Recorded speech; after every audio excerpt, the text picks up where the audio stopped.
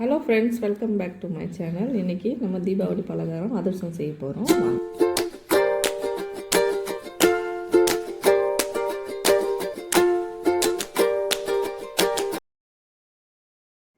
இப்போது கடாயில் சூடான பிறகு ஒரு அரை கிளாஸ் சின்ன கிளாஸில் ஒரு அரை கிளாஸ் தண்ணியை விட்டுக்கிட்டேன் நான்.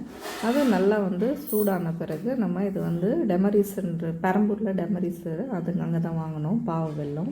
பாவு வெல்லமாக வாங்கிட்டிங்கன்னா ரொம்ப ஈஸியாக குயிக்காக பாவு எடுத்துடலாம்.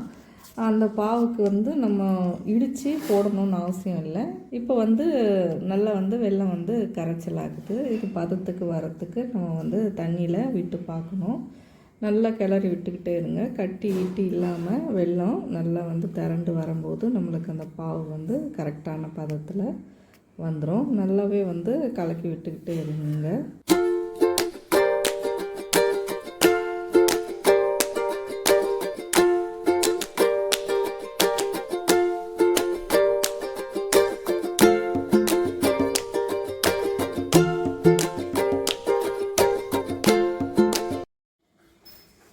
ஒரு கிண்ணத்தில் இந்த மாதிரி நான் தண்ணியை வச்சு விட்டு பார்த்தேன். இது பார்த்திங்கன்னா எப்படி வரணும்னாக்கா, நம்ம கையில் எடுக்கும்போது இந்த ஜாங் மாதிரி ஒரு மாதிரி தொட்டு திரண்டு வரணும். இந்த மாதிரி வந்துச்சுன்னா அப்போ நம்ம அந்த வெல்லம் பதத்துக்கு வந்துடுச்சுன்னுட்டு நம்ம மாவு எடுத்து வச்சிடலாம். கீழே எடுத்து வச்சுட்டு நம்ம இனி மாவு கொட்டுற மாதிரி இருக்கும். மாவு கொட்டிட்டு கலரத்துக்கு கரெக்டாக இருக்கும்.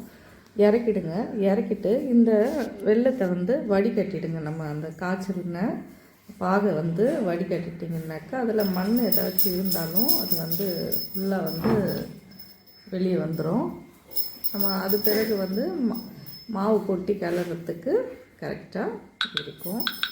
இப்போ நம்ம மாவு கொட்ட போகிறோம். கொஞ்சம் கொஞ்சமாக கிளறிக்கிட்டே ஒரு ஆள் இன்னொரு ஆள் இருக்கணும். அப்போ மாவு கொட்டிக்கிட்டே இருக்கும்போது நம்ம கிளறிக்கிட்டே இருந்தாக்கா அது கரெக்டான சூடில் கரெக்டாக உங்களுக்கு மாவு திரண்டு வரும்.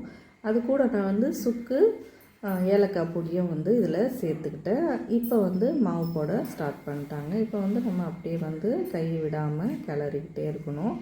கொஞ்சம் நம்ம லூஸாகவும் டைட்டாகவும் இல்லாமல் நல்ல ஒரு கெட்டி பதத்துக்கு நம்மளுக்கு அந்த அதிர்ஷ்டம் தட்டுற அளவுக்கு இருந்துச்சுனாலே போதும். அந்த அளவுக்கு நம்ம கிளறி எடுத்துக்கணும். இது கூட எள்ளு சேர்க்குறவங்க எள்ளும் சேர்த்துக்கலாம்.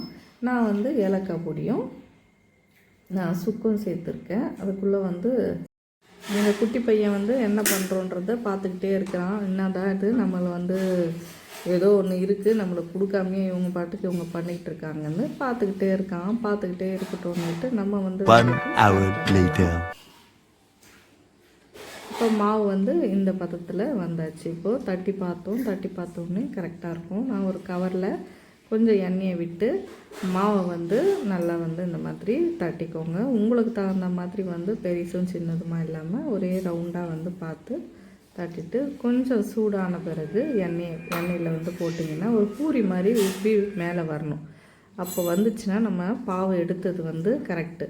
அப்போ பார்த்திங்கனாக்கா நம்ம அதை நிதானமாக சூடுலேயே நம்ம இந்த கரண்டியை தொழவி விட்டுக்கிட்டே இருந்து அதை திருப்பி போடணும். கொஞ்சம் வேக விட்டு அதை திருப்பி போட்டிங்கன்னா இந்த பக்கமும் புஷ்ஷுன்னு எழும்பி வரும். அப்போ தான் நம்ம பாகு எடுத்தது கரெக்டு அப்படின்றது நம்ம தெரிஞ்சுக்கணும். இல்லைன்னா பாகு சரியாக எடுக்கலைன்னா தெரிஞ்சு வந்துடும். இப்போ நல்லா வெந்த பிறகு இதை எடுத்துகிட்டு இப்படி ப்ரெஸ்ஸிங் பண்ணிட்டிங்கன்னா அதிர்ஷ்டம் தயாராகிடுச்சுங்க. தீபாவளிக்கு அதிர்ஷ்டம் ரெடி ஆகிடுச்சு. நாங்களும் எங்கள் வீட்டில் தீபாவளிக்கு பலகாரம் சுட்டு எடுத்தாச்சு. வாங்க சாப்பிடலாம். ஹாப்பி தீபாவளி.